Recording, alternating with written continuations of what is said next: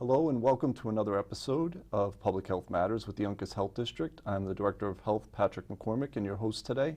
And we have another wonderful episode of Public Health Matters. Today we're going to be talking about lead poisoning prevention, specifically childhood lead poisoning prevention, but any lead poisoning prevention is great. And I have Kim Plose, did I say it right? Mm-hmm. From the Connecticut Department of Public Health's Lead Poisoning Prevention Program, Lead Radon and Healthy Homes Program, Environmental Health Section. She is the person to go to for anything that I need to go to for lead, healthy homes, radon. So it's great to have you today. Thank you. It's nice when I can call somebody and you cover everything, so I don't have to worry. So Kim, we talk about lead and its impact on the work we do in local public health. But what a lot of people don't know is the connection we have with the state health department. So maybe tell me a little bit about what is lead-based paint and why it's important for local health and state health to have to address it. Sure. So lead was used in paint up until 1977. It was banned in 1978. Lead-based paint was helpful because it could be used in outdoor and indoor environments. It held up to cool New England winters and warm New England summers. Yep. So most of our housing stock in Connecticut was built before 1980, about 75%. So unfortunately, as this paint starts to break down, it can cause hazards to children through its dust as well as its chipping paint. So at the state level, we work with all 68 local health departments statewide to make sure that if a child is lead poisoned, that local health has resources and technical assistance to respond accordingly, both for the child's health as well as any sort of property maintenance that needs to be done. And what is it that we're concerned about, and why was it banned as far as the lead? Sure. So lead paint was banned really because as it starts to break down and can cause injury to children, when a child is exposed either through ingesting chips or inhaling the dust, the symptoms really aren't present until a child is severely poisoned. So it was banned to, try to limit further exposure because they found that the toxic levels really have no benefit in the human body for children or adults. And one of the things that we always hear is that it's children only, but it's children that are most at risk, correct? Right. So children are most at risk simply because their natural way of exploring is hand-to-mouth behavior. Also the fact that they, tend to kind of explore as much as parents like to watch them wherever they go. It doesn't mean that they're able to keep up with them, especially as they start, crawling to walking and walking to running, if you will. So they find, paint chips that they can put in their mouths, bare soil that lead chips could be found in that they can, just a small handful can cause harm to a child. Well, I remember taking my lead class, and I remember the accessible mouthable and the different surfaces they were talking about, and we're all looking up here, and they said, no, down here is really where you need to worry about. Yeah, like really kneeling and getting down to their levels, finding what's on the floor, but also if you imagine, as a 1-year-old starts to crawl, pulling themselves up, something like a windowsill is a natural height to that child. So, we see a lot of children who love to look out windows, they love to play with little toy cars and window wells, so if there's chipping and peeling paint there, that's kind of where it starts, if you will. Tell me what it is about the paint that would have a child put it in their mouth. What is it about the paint that's attractive for them? So one is just the natural, hand-to-mouth behavior that's how children explore the world at that age. But furthermore, they say that lead has a sweet taste to it. I actually don't check and find out. Right. Just believe what Kim tells you. Right. And I actually had a 3-year-old tell me that it tasted like vanilla candy one time on an inspection. Yeah. So I mean, if that's not proof that they're ingesting them. Right, and that's what they're thinking. So if you imagine that it tastes sweet and the child continues to go back for more, a lot of times that's where we see that exposure increase. Yeah, I remember we had a recent case where the child was chewing on the windowsill in a specific window. Right. And we said, it was literally chewed up. And the parent said, but that's where they sit to watch their brother come home off the bus. So they're always in that spot. And what am I going to do to stop them from doing it? Right. And that's where it was, you got to work with us and we can come up with a plan. But just the clear understanding of where that child was spending their time and what they were doing, you would think the parent would know right away, oh my God, they have to stop. And instead the parent was just thinking it was just a natural behavior. Is there a real misconception on the part of people, do you think sometimes, that it's okay to be doing this, it's just a kid being a kid? I think there is. We've seen several cases over the 10 years that I've been with the state health department where we've seen children chewing on cribs, tables, like old antique tables that have been repaired and fixed up, windowsills. And, you know, the parent doesn't want to make the child unhappy by not letting them look out something like a window. And because the child doesn't tend to have any behavior changes or physical symptoms that are occurring that the parent can see, you know, it's just like, hey, you know, the child's really not getting harmed, but we know, you know, more than that. Is there also a misconception that if you paint over it with paint that's post-1978, that you will then cover it up and it won't be an issue? There is. So a lot of that we get is, oh, well, we've painted over it or we've had layers of paint over it. Unfortunately, the lead paint is still there. So as it starts to break down with the latex paint, whether somebody, again, a child chews on it or they're playing with toys or somebody dings a wall, you know, moving furniture or something, like the lead is still underneath that, so the child can still have exposure to it. We've seen some children as well, especially picking on door frames or like in closets where they're picking at the layers of paint that are starting to chip and peel. And, you know, again, it's that kind of natural exploration that we tend to see. That's just how they're looking, you know, through their eyes, not knowing that it's causing, you know, ingestion or inhalation of lead. Now, what are some of the signs and symptoms or things that would let you know a child has been lead poisoned? So there's no immediate signs or symptoms. That's probably the biggest battle that we have. A child doesn't look sick, the child doesn't act sick. But with lead in the body, there's no natural use for it, for a child or adult, like I mentioned earlier. So what ends up happening is a child gets more severely poisoned. It can affect their neurological development, can affect their behavioral development and how they react to things, decision making, can also affect how they're learning and concentrating.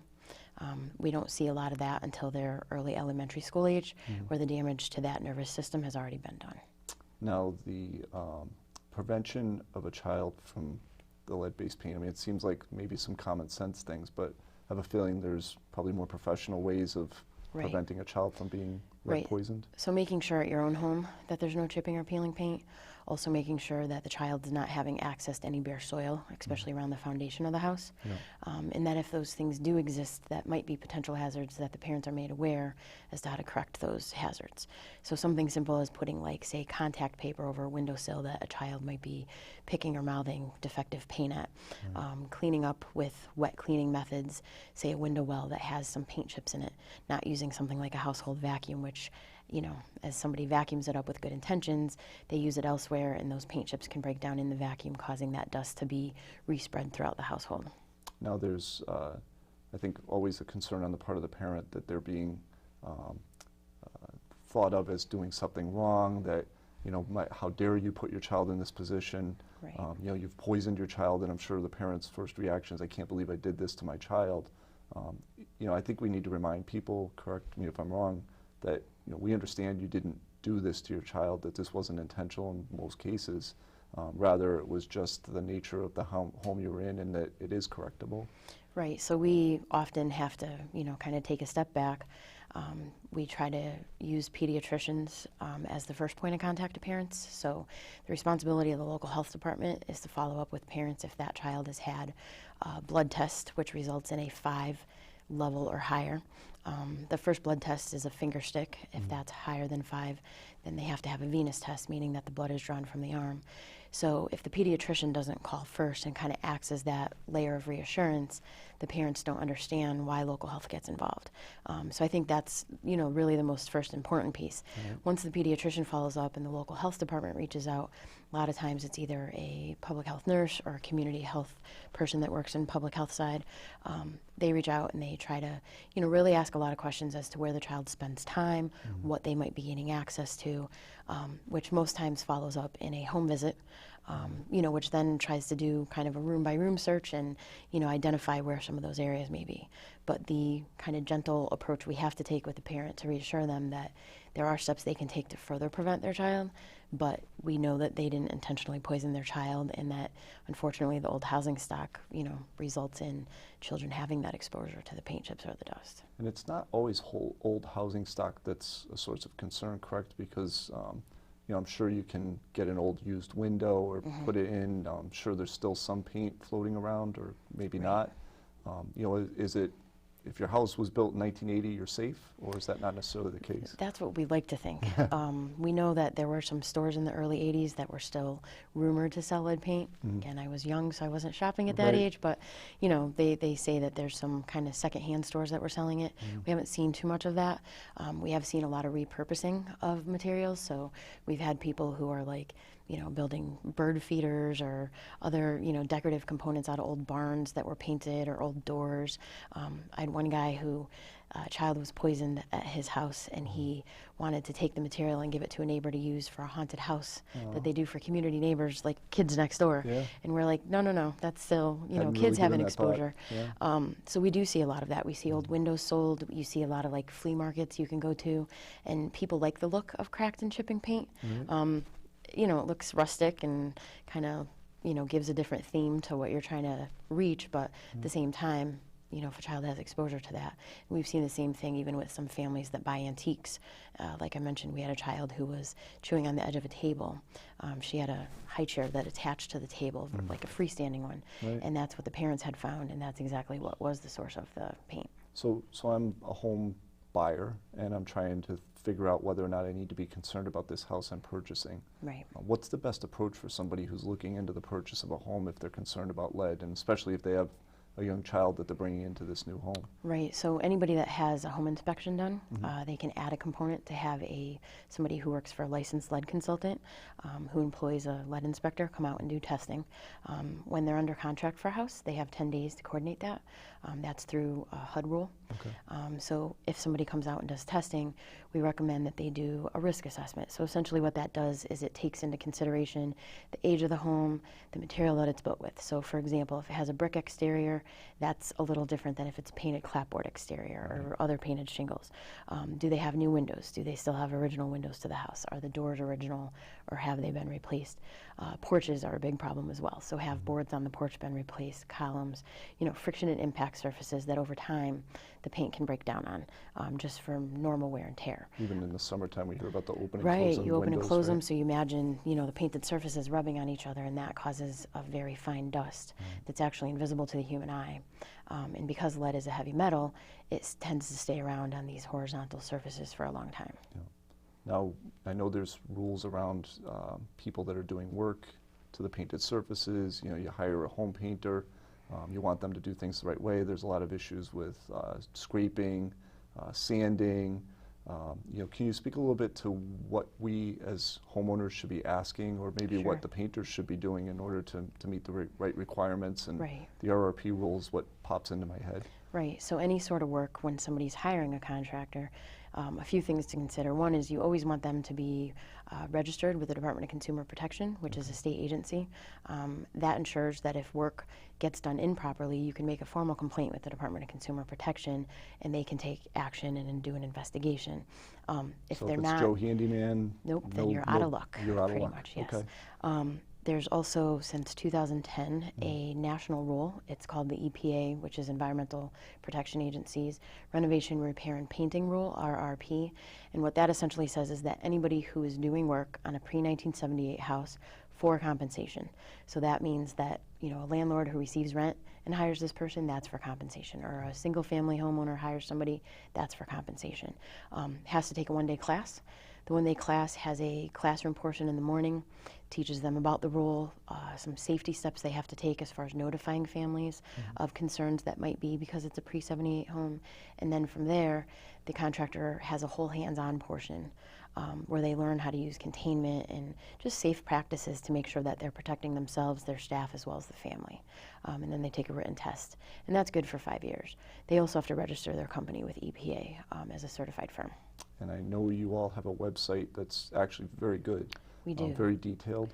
Right. You want to give us the website? Sure. So it's www.ct.gov/lead.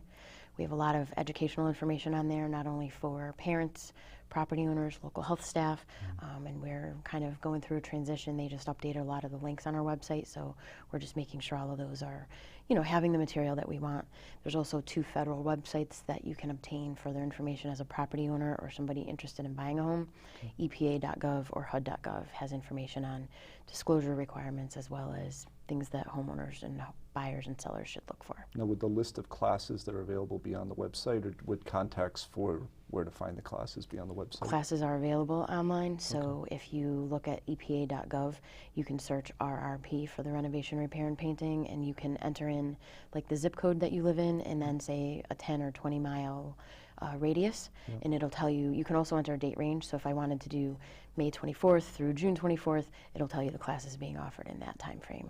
And I always remind folks, because I know there are people out there that don't have access to a computer, Right. local library, Right. they can get you hooked up, and then you can obviously find out about the classes. Right. So one of the things that I know there's been a lot of confusion about, at least with the folks that do the work, you know, we show up to a house, we ask them for documentation, they're pulling out every card under the sun. What types of things should we ask for? Is it you know, just an RRP card? Is it somebody who does work on lead-based paint? Right, so we kind of look at it as two different hats. One is renovation and repair. That you should be able to ask for a state blue card. It's a little square card, it's blue, it says State of Connecticut, Department of Consumer Protection, and it should have their registered home improvement contractor name on there. And that's for, you know, anybody who's doing construction or handyman work, painting, anybody like that should be registered.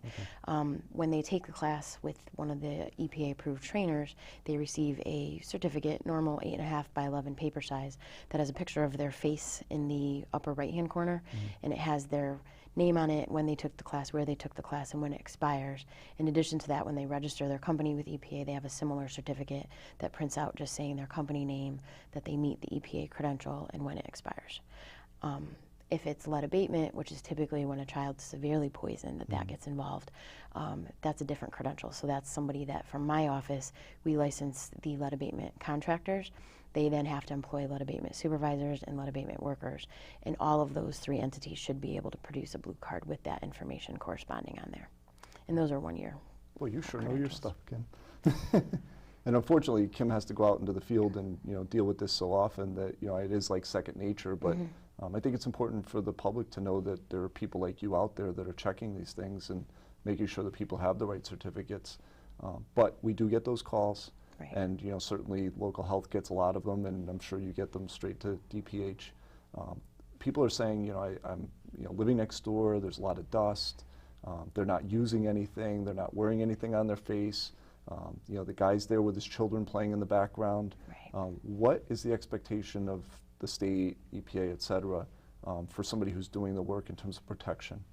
Right, so as far as protection, it's using enough protection to keep, you know, the environment safe as well as the work staff. So if it's, say, a single family home that's like, let's say 2 stories, they might have to put plastic on the ground on each side that they're working on while they're working on it.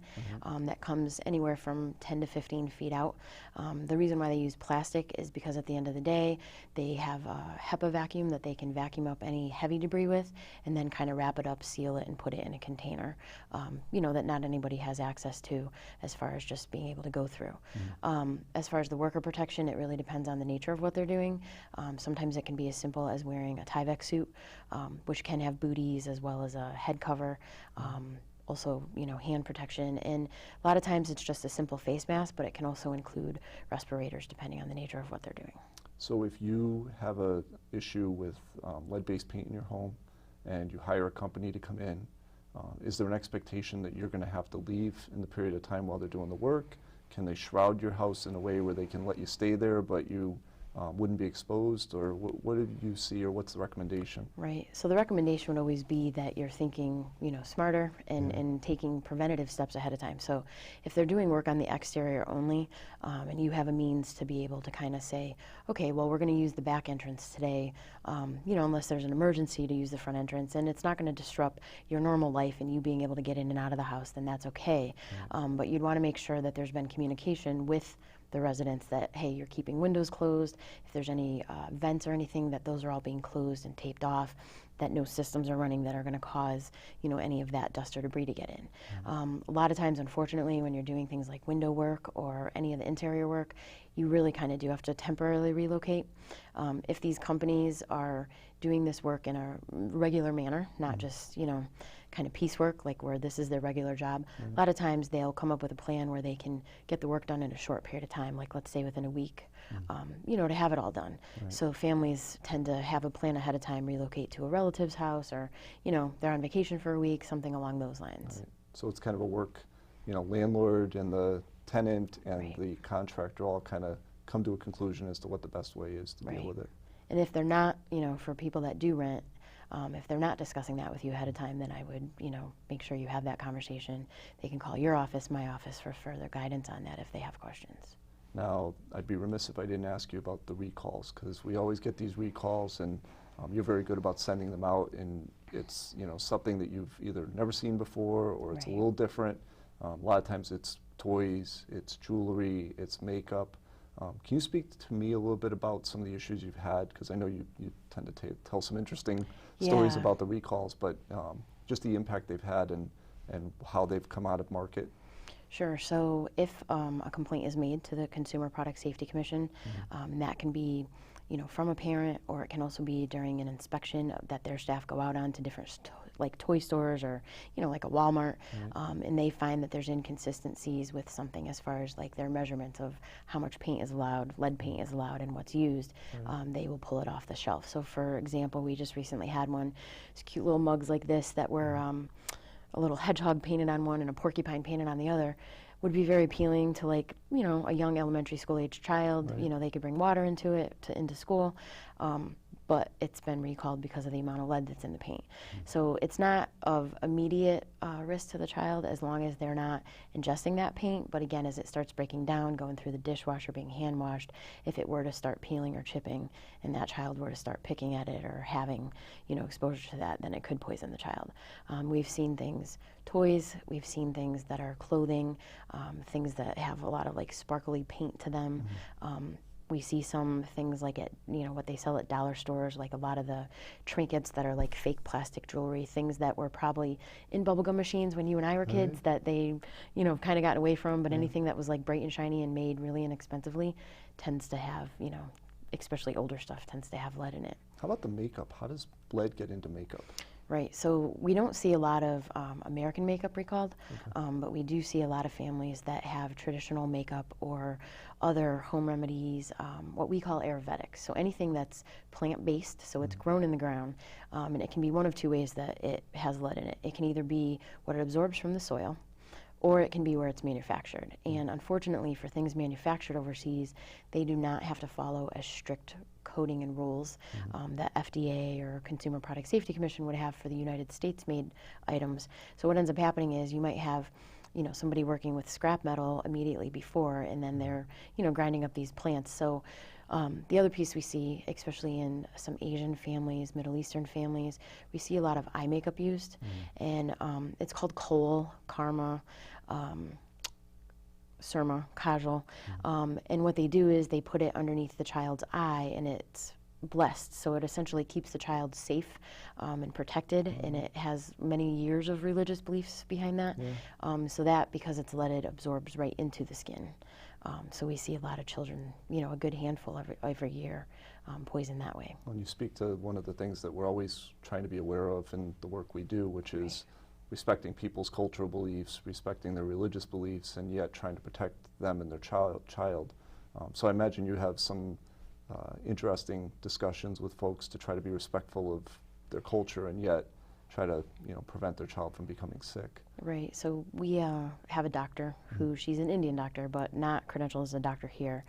She used to work at a local health department, so we talk to her a lot if we have questions. We've had some families ask, do you have somebody who we can chat with? So we'll put them in touch with somebody like her. She's also come up with like an alternative list, so safer items to use that have a similar purpose and background, that, you know, families that want to continue using a product can at least use something that, you know, is safe, not containing lead levels at, you know, kind of what you can buy in the home markets, if you will. Well, it's great to think that there's an opportunity to continue to practice without having to have the child get ill. Right. So, you know, before we're finishing and we're winding down a little bit, the Lead Radon in Healthy Homes program component, tell me a little bit about the Radon in Healthy Homes part of the program? Sure. So radon is a gas you can't see, you can't taste, you can't smell it. Tends to be from the rock that's immediately underneath the home. As it comes up through the house, you can, have daily exposure. So what ends up happening is the EPA says it needs a lifetime of exposure. So let's say 30 years living at the same house. And that exposure makes it, for non-smokers, the #1 leading cause of lung cancer. And for smokers, it's the second leading cause of lung cancer. So you can have your home tested. It's a simple test kit.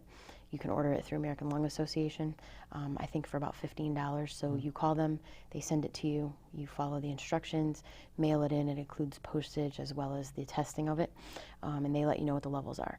They recommend testing in your lowest living space. During a lot of real estate transactions, that tends to be the basement, but basements aren't always finished. So if you're testing your own home, we would recommend the first floor, unless your basement's finished. We also recommend testing between November 1st and April 1st, because we know that the levels increase during the colder months. So with that, if somebody has a high level, then we would recommend that they have a mitigation system put in. So essentially it takes the radon out of the home and pipes it up and around the home. And how about healthy homes real quick? Yeah, so with Healthy Homes, we really try to promote if somebody's going into a home for a complaint, especially at a local health department or a housing code enforcement official, that instead of just looking, say, for lead or mold, that they kind of look at a larger point of view and really try to make sure that there's no pests, there's no moisture damage, there's no, garbage issues, clutter, even on one extreme, hoarding or anything that looks like that, to make sure that, a home is as healthy as possible. They also look at things like railings or stairs that aren't in as well repaired as they should be. Really the goal of Healthy Homes is to correct things before they get worse. So we try to, really support that and give out information to people who have questions on it. Maybe less enforcement based and more educational. Right. So the good part about your job is that you get to tell people you're not lead poisoned. You potentially don't have radon, or if you do, you've corrected it, or your home is now healthy. So, I don't want people to get the wrong impression that you always have to tell people the bad stuff, but Right. I always ask people, what is it about your job that you enjoy? And hopefully there's some fun included in all the work you do. Yeah, so when we get a case, a lead case where it is something like the eye makeup, it takes a lot to try to determine that point. Sometimes it might mean inspections at multiple houses. If they're older than 1978, child spends time at a daycare or grandma and grandpa's house, or they're babysat somewhere. So a lot of times it's our CSI lead hat, where we're really trying to come up with, all of those options as to where this child could be getting into something, especially because most of them are so young, so they can't tell us much. They aren't speaking very well, and they can't tell you what they're getting into or So where they're you're the exploring. Mark Harmon of the lead program. I think so. I think the other piece for me is that I work on a lot of technical assistance for large-scale housing projects, where the Department of Housing is funding a couple $1 million, on a project. So a lot of times it's a matter of achieving compliance so that people are protecting not only the future residents or the residents that are living there, but also their staff and the families that they may be bringing, lead home to. So I really have come to enjoy that piece, because to me, educating another set of ears on lead, just helps to, limit any further exposure. And the levels keep dropping, right? And that's got to be a positive, correct? Yes and no. So CDC lowered the level down to 5 back in 2013. Prior to that, the level of concern was a 10. They lowered it because we're seeing more and more children with, an increased amount of levels. So we actually have more children poisoned at lower levels, but the goal is to try to prevent them from reaching those higher levels, because we know no lead is good lead in the body. So the goal is to have 0. Correct. Okay. Well, we'll figure that out, I'm sure, between the two of us. By the time we retire, no lead in anywhere in the state of Connecticut. I got to thank you very much for being here today. Clearly, there's not enough time to be able to talk about all the things you do.